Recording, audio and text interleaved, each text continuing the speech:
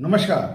आप सभी को दीपोत्सव के परम पवित्र पर्व दीपावली की ढेर सारी शुभकामनाएं।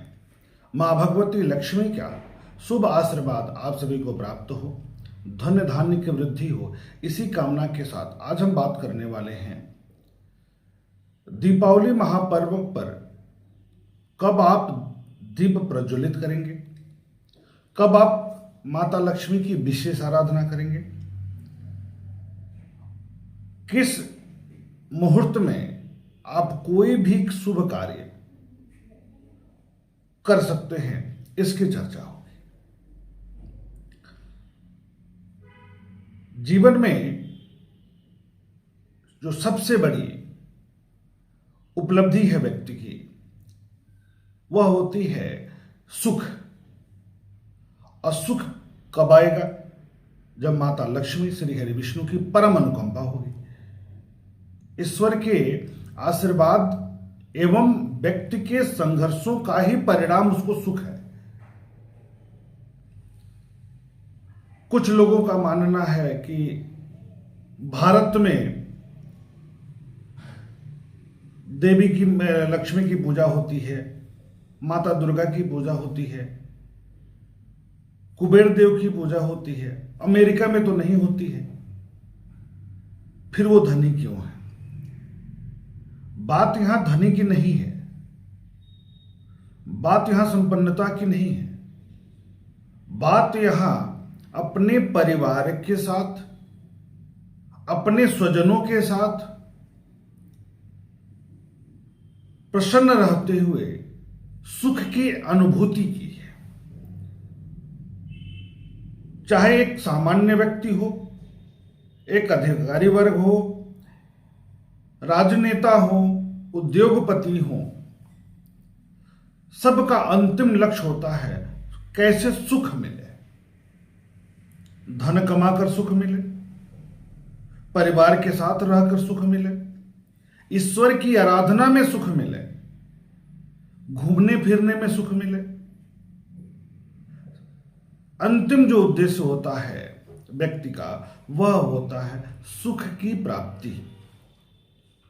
दीपावली का जो 5 दिवसीय महापर्व है, वह मूल रूप से मां भगवती की आराधना का है, कुबेर देव की आराधना का है, गणपति की आराधना की है।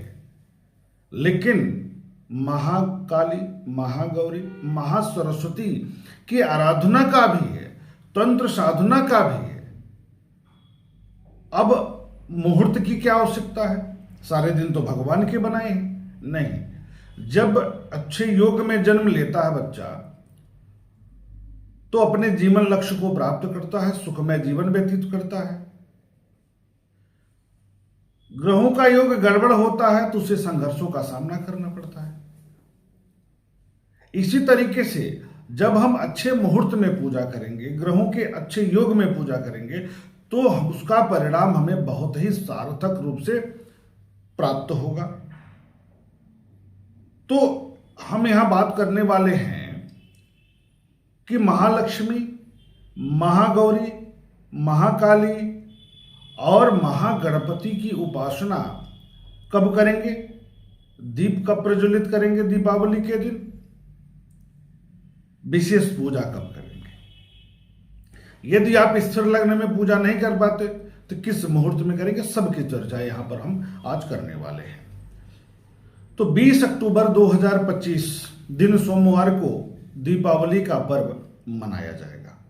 कुछ लोगों का मत है कि 21 तारीख को मनाई जाएगी, जो कि सर्वथा अनुचित है, गलत है। क्यों गलत है, इसको जानना बहुत जरूरी है। कहा गया है ज्योतिर्निर्बंध में कि जिस अमावस्या तिथि में, कार्तिक मास के जिस अमावस्या तिथि में प्रदोष काल प्राप्त हो जाए, निशीथ काल प्राप्त हो जाए, महानिशा काल जिसे कहते हैं, वह प्राप्त हो जाए रात में, वही मूल रूप से दीपावली का तिथि होगा। उसी रात को हम दीपावली का महापर्व मनाएंगे।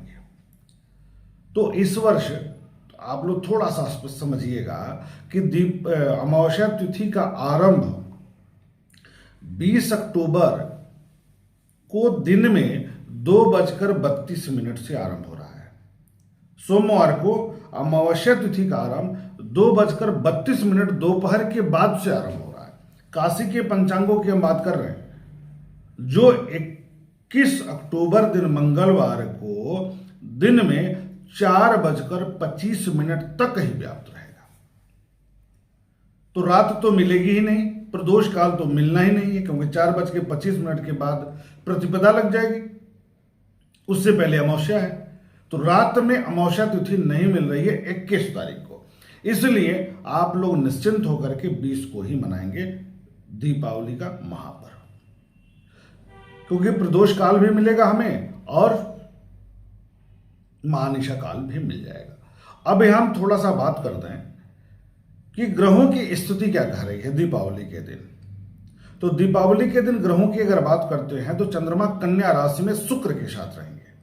शुक्र आप सब जानते हैं धन, वैभव, ऐश्वर्य कारक ग्रह हैं, भोग विलासिता के कारक ग्रह हैं, सौभाग्य के कारक ग्रह हैं, कला के कारक ग्रह हैं। और ऐसे में चंद्रमा भी सुख प्रदायक ग्रह है, आत्मीय शांति का ग्रह है, मातृ कारक ग्रह है, और माता लक्ष्मी की हम आराधना कर रहे हैं। और चंद्रमा का शुक्र के साथ योग बन रहा है कन्या राशि में, बुद्धिमत्ता की राशि में यह योग बन रहा है। ऐसी स्थिति में अब बुध शुक्र की राशि में तुला में विद्यमान है, तो शुक्र बुध की राशि में और बुध शुक्र की राशि में, तो राशि परिवर्तन योग हो गया। यह भी एक अच्छा योग बन गया, जो शुक्र के नीचत्व को प्रभावित नहीं करेगा, वो शुभ परिणाम प्रदान करने वाला ही होगा, क्योंकि राशि परिवर्तन योग बन गया। अब उसके अलावा क्या बन रहा है, मंगल शुक्र की राशि तुला में सूर्य के साथ भौम आदित्य योग कब बनता है, जब मंगल और सूर्य साथ में हो। और बुधादित्य बन रहा है जब बुध और सूर्य साथ में हो, तो बुधादित्य नामक योग भी बन रहा है। एक सबसे अच्छी बात है, देवगुरु बृहस्पति उच्च के हो गए हैं, तो कितना सुंदर योग है। शुक्र बुध भी ठीक है, चंद्रमा की स्थिति बहुत अच्छी है, बृहस्पति की स्थिति बहुत अच्छी है, और बृहस्पति के राशि में शनि देव है, वह भी बहुत अच्छी स्थिति में है।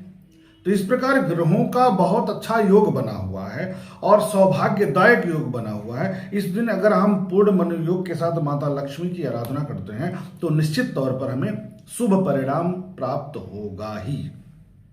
अब हम मुहूर्तों की बात करेंगे। मुहूर्तों की बात ये करेंगे, सबसे पहली बात होती है कि दीप प्रज्वलित कब करें। दीप प्रज्वलित करने का जो समय हो रहा है वो कब हो रहा है, तो उसके लिए जो सबसे महत्वपूर्ण समय होगा दीप प्रज्वलित करने का, सायंकाल 5:40 से लेकर के 6:51 तक, इस बीच में दीप प्रज्वलित कर सकते हैं। यदि आप थोड़ा सा देर और करें, किसके लिए, दीप प्रज्वलित करने के लिए, तो आपको स्थिर लग्न भी मिल जाएगा। कब, 6:51 से लेकर के 8:48 तक स्थिर लग्न वृष प्राप्त हो रहा है। तो वृष बहुत अच्छा लग्न माना जाता है, माता लक्ष्मी इस लग्न से अति प्रसन्न होती है। शुक्र की राशि है वृष। ऐसे में अगर आप दीप प्रज्वलित करने के लिए 5:40 से लेकर के 7 बजे तक का समय ले लें, जिसमें 6:51 से 7 बजे का टाइम, तो आपको बहुत बढ़िया मुहूर्त मिल जाएगा। दीप प्रज्वलित करने का भी, पूजन करने का भी यही श्रेष्ठ समय है, सबसे बढ़िया। इसकी चर्चा हम आगे करेंगे। अब दीपावली पूजन के लिए श्रेष्ठ समय क्या है, क्योंकि देखिए इसमें ऐसा नहीं होता कि आप केवल घर में ही पूजा करते हैं, प्रतिष्ठानों में करते हैं, अपने औद्योगिक संस्थानों में करते हैं, आप पूजन जो है कोई व्यापारिक प्रतिष्ठान है वहां पर भी करते हैं। तो 20 अक्टूबर दिन सोमवार को कुंभ लग्न, स्थिर लग्न कुंभ प्राप्त हो रहा है दिन में 2:13 से और 3:44 के बाद से। लेकिन यहां एक बात समझने वाली है कि त्रयोदशी तिथि का आरंभ कब हो रहा है, 2:32 के बाद से। तो 2:35 से लेकर के 3:44 के बीच में हमें त्रयोदशी तिथि में स्थिर लग्न कुंभ प्राप्त हो जाएगा। ये बहुत बढ़िया होगा। आप व्यापारिक प्रतिष्ठानों पर दीपावली का पूजन, माता लक्ष्मी का पूजन, कुबेर देव का पूजन कर सकते हैं। उसके बाद दूसरा जो मुहूर्त मिलेगा वह वृष लग्न ही मिलेगा। वह है 6:51 रात से लेकर के 8:48 तक, जो कि श्रेष्ठ है, सबसे प्रदोषकालीन समय है।